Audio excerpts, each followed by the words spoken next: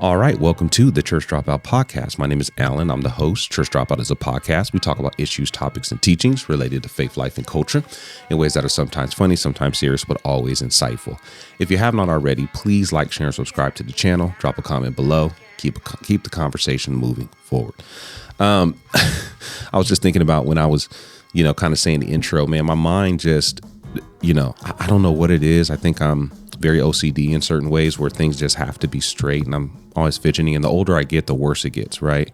I find myself just putting things in order and, all of that stuff. So I'm just getting crazier, I guess, as I get older.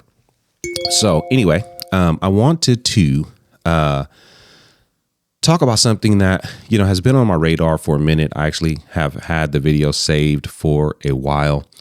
And something that I wanted to talk about, and it has to do with Carl Lentz. He was actually on Ruslan's podcast. Shout out to Ruslan for the content, and Ruslan asked him a really good question about church and church culture, and has his views changed on that?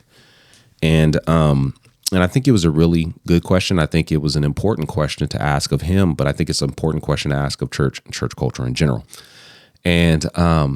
And so Carl Lentz responds, and he says some things that I think are pretty disturbing and, and telling, if I could be completely honest, of some of the pitfalls of what's happening in American church culture, and how far we've gotten away from what the church is, and how the church is supposed to function. And so, I just want to talk about that. Now, I had a really nice comment from someone who said, I like you stopping and starting the videos. And so I appreciate you, the one person on YouTube.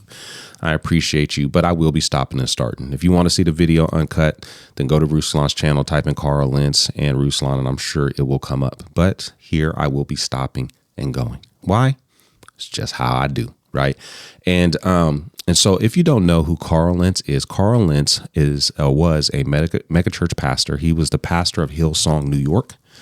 A large church, a lot of celebrities were going there.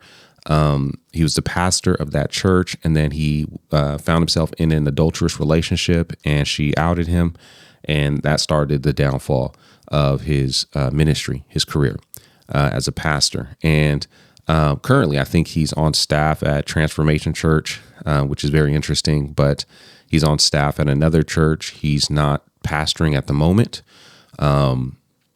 Is he making a comeback? I have no idea. You know what I mean? But I think, this is a very interesting conversation and some good insight into Carl Lentz's mind. And, I was wondering when Carl Lentz was going to show up. Maybe he's had this conversation before, but I was wondering when that, because, to be honest with you, it comes off a little bit arrogant. I was wondering when that Carl Lentz shows up. And listen, there's a fine line between arrogance and confidence, right? There's a fine line in between those two things, but I think it came off a little bit arrogant, and tells us, honestly, what he's learned from, his failure. And but as a greater conversation, I think it's telling on what we believe to be true about quote unquote church, and why I think it's hurting the body and not helping the body. And it's not producing the disciples we desire. It's not, pushing forth the gospel that we desire. And it's actually more harmful than it is helpful. And so anyway, I want to just listen to what he said. I will be stopping and going. And we'll go from there. So let me pull it up. Start from the beginning. All right, so here we go. So let me get this straight. If your pastor doesn't know your name, what kind of life are you living where that is needed?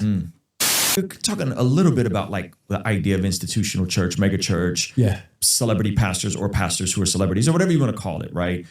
Has your views shifted on some of that stuff in terms of these massive brands that get built out and, some of the actual abuse that can happen in these situations? How's your view of your stream or the stream of Christianity that you came out of, the evangelical, non-denom, charismatic leaning, big personality, charismatic leaders, great music, great presentation, type of church? Have your views have changed on that? Have they been refined? Great question. Basically, how has your sin issue, how has that, or has that in some senses affected how you think about church and church culture and the way things are done? I think that's an excellent question. And I think it's a great question to self-reflect on. I think this is a question that a lot of pastors need to reflect on, not just because of their failure or anything like that, but just, what is our ministry leading to? What is it leading the people to? And how can this have an effect on my spiritual walk and how I actually walk out my faith? To be honest, like a lot of the things that we do within church culture are not healthy for the leaders. It may feel healthy for the congregation, but it's not healthy for the leaders. We're not meant as human beings to have deep forming relationships with hundreds of people. It's impossible, right? And it's not healthy for a pastor to be, called upon and seen in a way, the way pastors are seen in large contexts. When people say that's my pastor, they're not meant to carry that much. You know what I mean? And it's dangerous, but I think this is a great question to be asked. And I think his response was very interesting. And I've been wondering, to be honest with you, when the real Carl Lentz would show up at some point, and he would, kind of come out the shell, because he was in this humble, state of, very, like, man, I messed up and, this, that, and this. And, at some point, he was going to kind of break out of that shell and begin to share his views and what he really thinks. And I think he's at that place now. And so anyway, it was a great question. Let's see how he answers. Changed. Okay. Tell me how they changed. Just in case you didn't hear that, because I stopped it. He said his views have changed. Changed in that let me think this through. Good question. I haven't really thought about it in this regard. Because I've been on the other side, I think some of the criticism is funny to me. I think it's like old school junior high insecure people talking about the cool kids sometimes. That's a really interesting perspective, right? So the comments or the pushback that he's received, he sees it as junior high-ish, cool kid, type criticism, right? Where people who aren't in the cool community kind of criticize those who are. That's a horrible way to look at things. It's a horrible way to think about how people are viewing you and your ministry. And let me say this. I've mentioned this before, but one of my old mentors said something to me. He I wasn't pastoring or anything like that. I was just a young minister, if that's what you want to call it. And he was just like, listen, never stop listening to people. People will have things to say. People will speak into you. Doesn't mean that everyone gets the same, level of authority or into your life, but never stop listening to people. When you stop listening to people, that's when you've reached a boundary, or you've crossed over into something that's really dangerous, because you become your own counselor. You understand what I'm saying? And so, Carl Lentz is like, in this place where, listen, I don't listen to that type of critique, because that's like kids who aren't cool pointing at the kids who are cool. And what is that saying about you? You know what I'm saying? Like, what is that saying about you and being in the cool crowd, right? Like, isn't that an arrogant thought that because of the position that you held or the church that you pastored, you think that the people who are criticizing you are envious of you? That is very self-righteous, and it's very self-serving. It's a weird way to look at things. You're still looking at things from a narcissistic point of view. I'm not saying he's a narcissist. I'm just saying you're looking at things from a narcissistic point of view, where everything is about you, right? Criticism is not about what you're doing, or there's nothing valid. It's all about you. That's what it sounds like. It's like, I want to go to a small church. Let me just tell you something about growing a church. When any pastor says that, I respectfully push back. Like, well, our church is always going to be like this. Often, here's what happens, and I'll say this real slowly. Most pastors start out with a big vision. They can't do it, so they change their theology to now suit what their fruit is. Okay. He said a couple things here that I think are very important. First, let's just be clear about this. and I really want to be clear. We don't grow the church. This is the first problem. We don't grow the church. That is not something that we do. The Spirit of God expands his community. The Spirit of God expands his church. The Spirit of God saves. We don't grow his church. We may grow crowds, but that's not defined. This is the problem with saying what we do on Sunday is church, because it assumes that everybody who's there is a part of the church. That's the problem. Everybody who's there is not a part of the church. There are people who are in the midst of the church who appear to be saved but are not saved. That's the problem with calling that church, right? So yeah, you can grow a crowd, but you cannot grow the church. Only Christ can save. Only the Spirit of God can awaken people to salvation. And this is the problem. He's talking about, growing a church. Not everybody can grow a church.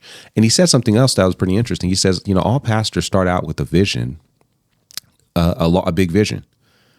And that's very interesting. And I would probably say to a large degree, he's right. Like a lot of pastors do start out with a vision to grow the church, because that is the culture of church planting.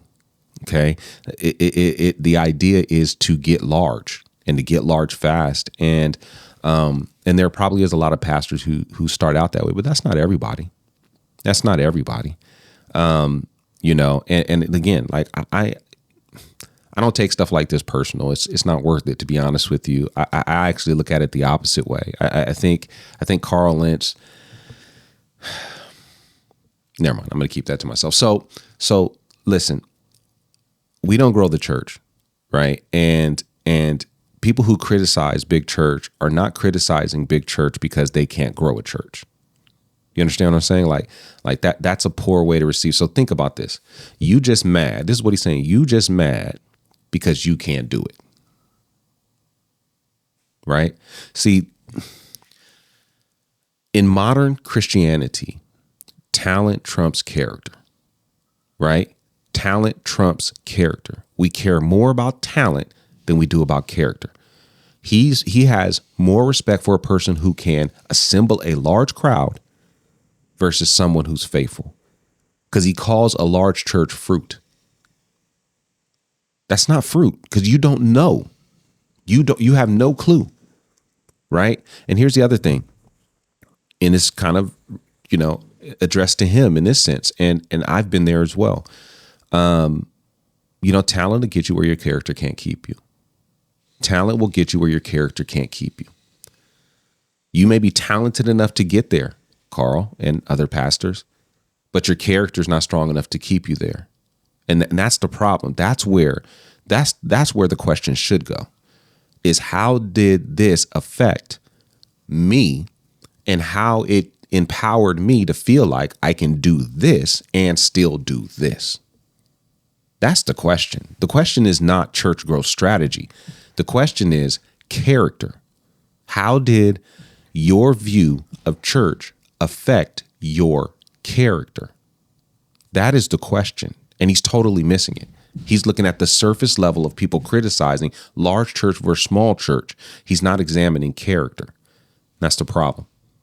And try to act like that's how we're never going to be like that mega church. Brother, you can't grow your church past what it is. Be okay with that. Okay. I do feel like there are some people who are just against mega churches to be against mega churches, maybe because they're jealous. And yeah, I would agree with that there are some people out there. But to assume that every individual that's criticizing that is doing it because they can't grow a large church. You have people who have walked away from large churches, right? I mean, most popular one right now is probably Francis Chan, right? I mean, he walked away from a mega church community. You understand what I'm saying? Like, so it's not all about people who are jealous and who can't grow a church there. And there are people who need to be content with what they have and not get into the whole church growth strategy. That's what everything is about. You look at Casey Newhoff, which I feel like is dangerous content, and you look at Ed Stetzer, and you look at Barna, and all of these things are based upon the size of church, the size of congregations. And what it does is it subconsciously pushes pastors to believe that they have to get bigger in order to be faithful or in order to be effective. And this is what he's saying. He's saying that, listen, don't be upset because you can't get your church to grow larger. Accept what you got. Accept where you are. He's totally missing the point here. And he's actually showing his own hand and his own theology, right? Don't try to put a theology on this. Don't try to knock every church. The only reason why they're growing is because what? Oh, he said this too. This is very key. He said, and I think this was kind of a good point. He said, when some pastors can't grow a large community, they change their theology to kind of fit their fruitfulness. And, and that could be true, right? Like, but that comes from a place of envy, right? That comes from a place of jealousy, right? That comes from a place where you're like, I can't get to where they are, so I'm going to hate on them. But that's not everybody. There are real people who are really concerned about the megachurch movement, and there are people who are in the megachurch movement who've been hurt by the megachurch movement, been hurt by the movement that you are a part of, that don't think that way, that are not thinking in the same terms that you're thinking of. There are pastors who just don't think that way. In fact, I did a video on this. You can go search it, but Tim Keller said some things prior to his passing. He said some things about megachurch culture and why they split up Redeemer, New York, into smaller churches around the city. They went backwards, the opposite way. So here's someone who was very successful, who turned around and did the opposite thing, right? But again, this is not about large church versus small church. This is about you and your position and your fall and how church community that you pastored affected that. That's what this is about. Okay? That's what this is about. What? You rather than glean from what they might be doing right, you're so small that you're going to pretend and start making up reasons for why their success is not legit. That is the weakest, smallest view of a leader I've ever seen in my life. And it happens all the time. Like, I think believing that you're a better leader than somebody because of your talent to grow a crowd is the weakest, smallest form of leadership that I have ever seen. Boy, I'm going to go out on a limb and say this. It's harder to me to pastor people who have access to you than it is to just show up on Sunday morning and preach. The accountability structure is much different. And that's the problem. Maybe the problem is, and I was going to say this later, but maybe the problem is, or the problem that Carl Lentz had, was that he was unknown to his church. He did not feel accountable to that community in a way that he was personally known by the community enough to feel accountability from that specific community. He was a popular preacher. He was a speaker. He wasn't pastoring anybody. He was a preacher. This is where, we got to change this idea of what pastoring is. Pastoring is not preaching. It's not. And I understand, he had some relationships with some of these, well-known, large, Justin Bieber, but all of that was questionable. It was questionable. There was all types of holes in that stuff. And so, perhaps this anonymity that you had with your congregation fed into what actually caused the fall. The fact that you can be anonymous, or that you were anonymous with your community. It breeds less accountability. It's hard when people know you. But when people don't know you and you're just a speaker who shows up on Sunday and goes out the back door after you speak, that you're on, it's just like being on a speaking itinerary where you're going from place to place. We're never going to be like that, church. Brother, you're in no danger of ever growing. What if you just worried about that? And what's your inference? How big is too big? Let's talk about it. And people don't like these conversations because it gets really cloudy quickly, because it's like, I go to a small church.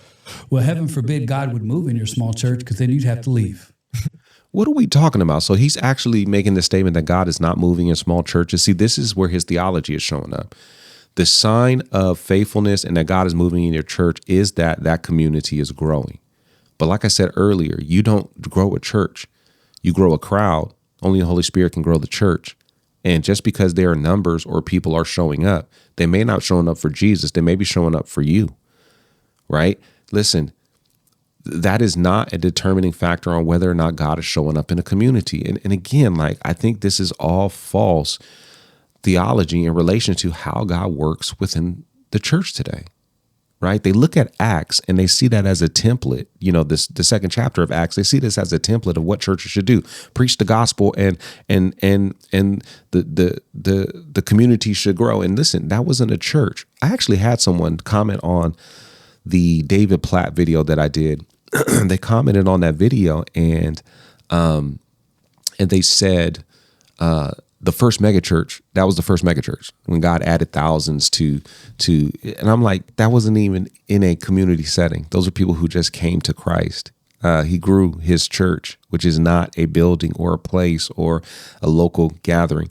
And so this idea that faithfulness comes with large is he's actually a victim of what he's actually pushing against. He's saying that those people are wrong for believing that their way is holy, while pushing his way as being holy, his method as being holy, and God's work is being done in large community.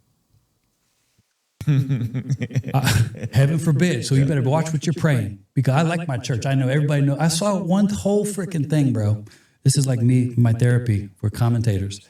This guy was like, if you go to a church and your pastor doesn't know your name, go to a new church. My pastor knows my name. I said, brother, do you understand what you're not saying? So let me get this straight. If your pastor doesn't know your name, what kind of life are you living where that is needed? Okay, he thinks he's so deep here with this point. Like, what kind of life are you living where that is needed? What is the role of a pastor? Like, what is a pastor supposed to do? He's supposed to shepherd. And a shepherd can't shepherd a flock that he doesn't know. This is why I'm saying, like, these megachurch leaders are not pastors. They're not. They're pastor in title, but they're not pastor in action. Teaching is not pastoring. Preaching is not pastoring. Those are two different things. My mentor, man, he you know, he used to say stuff to me, and I'll be mad in a moment, but it was true. He, you know, like, you preach a good message at church, people are like, oh man, great message, this, that, and this. And he was like, listen, pastoring is much more than what you do in the pulpit on Sunday. What he was trying to say, or what he was saying is that pastoring is not 30 minutes, 40 minutes, an hour, whatever, however long it takes on a Sunday. That's not pastoring. That's preaching or teaching. That's sharing the word, if that's what they're actually doing. But that's not pastoring. Pastoring happens in the everyday life of the sheep. And so I want you to think about what he's saying about what a pastor is. Now, I'm not saying that a pastor needs to know deeply every person that's in their congregation, because I don't think that that's possible. In fact, the body needs to one another. Most issues can be resolved by the body one anothering. It doesn't mean that everyone needs to speak to this guy here. That's the sin of the church today. The body should be one anothering, and as the body one anothers, the body becomes healthy. And in actuality, the pastor needs to be a part of the congregation, not sit outside of it. And it's clear that Carl Lentz was sitting outside the congregation and not in it. He was not a part of his own, quote unquote, church. But the reality is that he's distorting what a pastor is. This is why I say pastoring is not a role, it's a function. It's something that people do. We shouldn't call people pastor. That's no, it's what people do. It's a role, it's a function. It's not a title. It's what people do. Now, listen, I've said this before. I'm not really against any form of church, because I feel like we focus too much on form, so much so that we've lost the essence. But I do think that there are some forms of church that are unhealthy, some forms of gathering that are unhealthy. And I do think the mega church is an unhealthy model. It's unhealthy. And this is why it's unhealthy. Because you have pastors who are thinking, I don't need to know my congregation and they don't need to know me. I mean, think about what you're saying. He said this like this was some deep point. Think about what you're saying. You are distorting the role of what a shepherd is supposed to do. Don't argue with what you think church growth is and what you think what's important. What does the scripture say? He's just defending his model. He's changed theology to fit his model as well. Is it awesome if your pastor knows your name? Sure. Awesome. But as if that is like the linchpin move for how to decide, like, I go to a real church. My pastor knows my name. Cool, man. I go to a church and we had revival there. There's 5,000 people there. Okay. So nobody should be bragging about anything. Like, to be honest with you, if there are people who are saying, I go to a church and my pastor knows my name and they're bragging on that, they're in sin. That's just the reality. We shouldn't be bragging on stuff like this, and that's sinful. But equally, to say that your church has revival because there's 5,000 people showing up, 5,000 different people showing up every weekend, you're saying the Spirit of God is moving? Like, that's a determining factor? Again, people can build crowds with talent. This is happening in a lot of places. Think about this. Think about the terminology that you constantly hear when it's related to church culture. You constantly hear things like the fastest growing church in America. Think about what we honor. He talking about revival was happening in Hillsong. First of all, we need to question what revival even means. People showing up to a place is, I don't understand how that's revival. Then what is it called when after what happened to Carl, people exit the church? Right? And so listen, whether you have 500 members or 5,000 members, whether you have 100 members or 1,000 members, we shouldn't be boasting on any of that. But we darn sure shouldn't be talking about healthy community is large community. The scripture is very clear on what the purpose of the community is, and that is to one another. Preaching or teaching, all of that type of stuff is a part of the one anothering. And that takes proximity. This is the problem with celebrity pastorism in terms of all this online content. Pastors are no longer speaking to their congregation. They're speaking to the world. And that's where pastors miss it, right? You need to speak to the heart of your congregation. You need to speak to the heart of the people who are there. But everybody wants more. Nobody's satisfied with who's in front of them. Everybody needs to talk to more. We need to get more. Same thing on YouTube. Everybody's like, I need to get more subscribers. It's always about more. It's never about being content with what you have. It's always about more. I need more. I need more. The modern day church, Christianity, has become more about growth than it is about discipleship. And my wife and I had this conversation on a podcast where we were talking about there's a big difference between growth and swelling. And a lot of churches are swelling, but not a lot of them are growth. And as my wife stated, swelling is unhealthy. There's something sick inside of it that needs to be taken care of. So you're seeing swelling and you're like, praise God, but that's unhealthy infection. We need churches that are growing. How? Those who are being discipled truly unto the name of Christ, not just a crowd that's drawn because of somebody's name. Weren't there last month, so I don't know if I'm going to see my pastor. We're wrong? Yeah. Really? Yeah. So I just think people need to, again, it comes back to IQ, logical, critical thinking. Wow. So people who disagree with his perspective have low IQ and they're not logically, critically thinking. That's self-righteousness. I don't know what else to call it. It's arrogance and it's self-righteousness. That's what it is. That's a very, very poor statement to make. At the very least, it's a poor statement to make about people who are concerned with megachurch culture and how people are affected by it. Nobody's jealous. Listen, I've grown, and again, like I've come to know that popularity is not popularity is not, excuse me one second. I got somebody working on the house.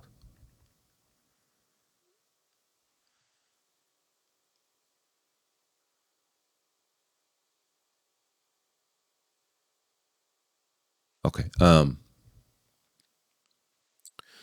Popularity is not all that it's cracked up to be. Right? Being popular is not what it's cracked up to be. Having a ton of influence is not what it's cracked up to be. I don't desire that spotlight. I remember listening to something Michael Jordan, I think, was saying, and he was talking about his fame and his stardom and just not being able to take his kids to Disneyland. Like the simplicity of being able just to spend time with their family without the world, clamoring after you. And it was almost kind of this resentment statement, like, wish it was different. And then I think on the Dream Team documentary, John Stockton was walking with his family and through the Olympic Stadium and stuff like that. And people didn't even recognize who he is. He was walking with his family and his kids. And he was like, this is cool. Like, this is right. Like, you see what I'm saying? Like, and so it's not what it's cracked up to be to have that spotlight on you. Right. And I don't think we're meant to, if I could be honest with you. There's no superstar Christians in the body of Christ. There's no superstar Christians. And what I'm hearing here is somebody who believes they were A1 and that everybody else was, A2, or B2, right? They were the B team. We were the A team because we had revival showing up every week, and we had superstars coming to our community, and we were ministering to thousands and thousands and thousands of people without really realizing that, without really realizing the damage to thousands and thousands and thousands of people that you actually did. And now, to be honest with you, this is what's crazy. You're probably criticizing the communities that have shepherded those people who are hurt by your activity. They probably went to smaller communities and found a place to be redeemed. Found a place to be restored from their brokenness.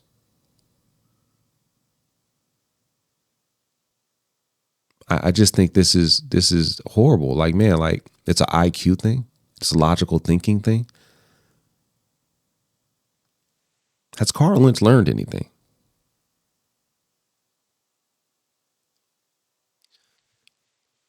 My main question in terms of people, like, the question shouldn't be whether or not I'm qualified to preach again. Like, am I qualified to pastor again? Like, that shouldn't even be the question. The question should be really whether or not it's wise for me to step into that arena again, especially if you're already there. Is it wise? Is it wise for the people to have to try to overlook what I've done? And is it wise for me? Can I handle that type of privilege and power? That's what needs to be looked at. Instead, we want to just look at, what does the Bible say? The Bible says that I can still. No, that's not the way we should look at it. You did it, and there was a problem. And you can't say that the environment that you're in wasn't an effect of your problem. And maybe thinking logically and critically with IQ that I'm not built for that. The humble response would have been, I can't answer that question.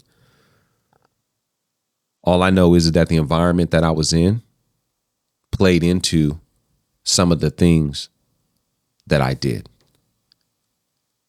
And I'll have to think that through. And this environment is not for everyone, if he still feels like it's, but I couldn't handle it. But instead, he chooses to attack small church pastors for criticizing large churches. And again, I'm not saying small church pastors have it all together and have it right, because there are some arrogant small church pastors. Like I said, if somebody's out there saying, "Oh, we're better than you because my pastor knows my name," that's no different than than the large church saying you can't do what we do. That's not it. The essence of church is not in large and in small. It's in following Jesus. And I think that's where we've lost step. We're so focused on method that we forgot mission. We're so focused on form that we forgot essence. We no longer know what the church is. The church's identity has been lost and has been replaced with what we do on Sunday morning and how large we can get and how much influence we have and how many stars we disciple and how we look and how we preach and how we teach and methodology, and we've forgotten Jesus. Jesus just go out and make disciples, man. Digging beyond what someone has told you, mega churches are bad. Can we please define what a mega church is? I'm so sick of this word, mega church. There's about 5 churches that are really big and huge and incredible. Mega church is what, over a certain amount? I don't even know the term. 2,000. Okay, over 2,000. So if it's at 1,500, we're still, we're still on a first name. I don't buy any of it. Man. Here's my question though, brother. Yeah. So when people say that, like, I'm in this small church and I'm in my community and we're being discipled, are you? Are you? Because no one has joined your small little group. What is this guy talking about? I mean, this is horrible. The way they cut this clip up did not make him look good. I'm just being real. This is horrible. He is coming off as a bitter pastor or a bitter ex-pastor who is angry at the criticism that he's receiving for the sin that he committed. And he's going after these people because he sounds defensive. If I can be honest with you, he sounds very defensive. And now he's questioning whether or not people in smaller churches are being discipled because nobody has been added to their group. So the only way to be, this is a problem with church culture. Everything is about going.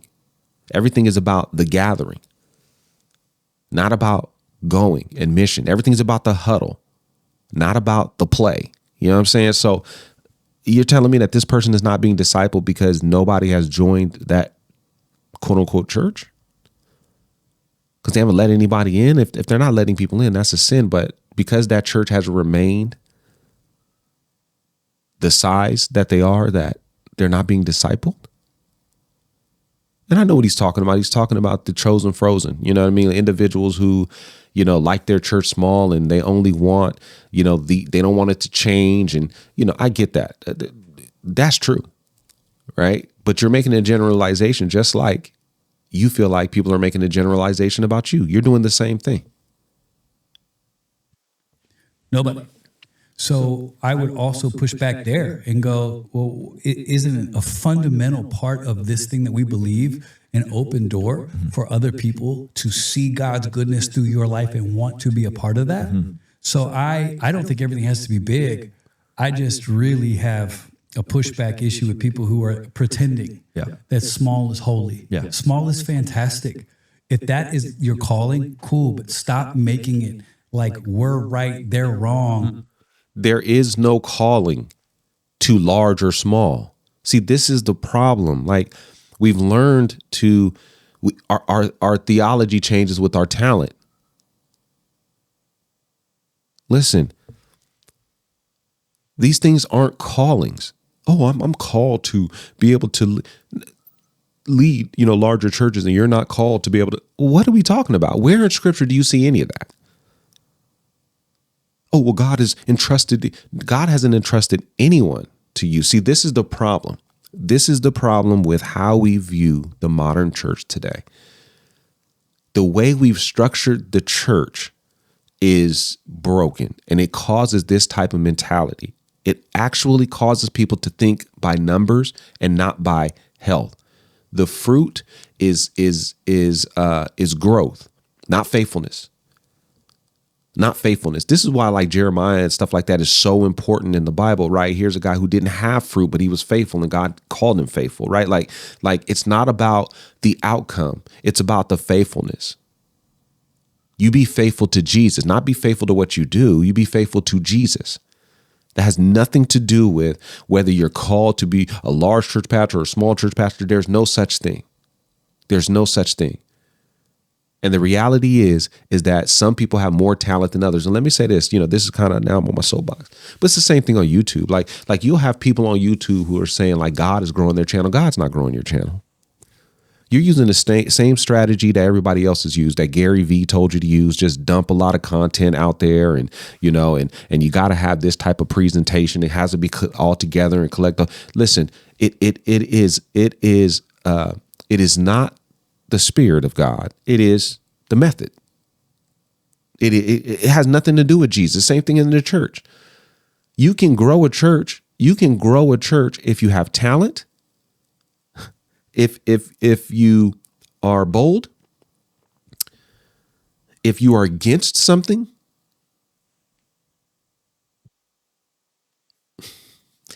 looks has something to do with that, unfortunately. It's just easy. It's easy. You have a good worship team. You have good music. You have a great production. It's the same thing. And then we attach the Spirit of God to it. That doesn't mean the Spirit of God is moving. Doesn't mean the Spirit of God is moving. It just means that a crowd is formed. And Jesus resisted the crowds. We're trying to build them. We're trying to build crowds. We call that discipleship. Because they're big. All right, so that's it. I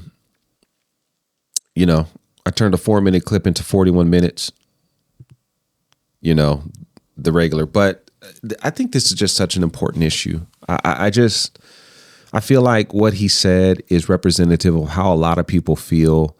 And I think it's the wrong conversation to have. I think the type of community that he was building played a lot into his behavior, and that anonymity wasn't a good thing. The fact that people didn't know him wasn't a good thing. Pastors should be, or leaders should be held accountable to their community. They're a part of the community. They're not an accessory. They're a part of the community. And being a part of a community means to be known. Without that, it's just a concert every weekend with a speaker. And again, I just don't understand how we call that pastoring. Pastoring isn't preaching. It's not. It is not. Whether you want to call it a function of that, whatever. But that is not what pastoring is. It's not. But yet we've reduced it to that. We've called in large, successful. We say things like, I'm not saying bigger is better. Yeah, everything you said in there was bigger is better. You even related IQ to how people are thinking about this. You got to, flip the way you're thinking, because you can't have it. You don't have it this way. It's wrong. That's not what people are saying. At least that's not what I'm saying.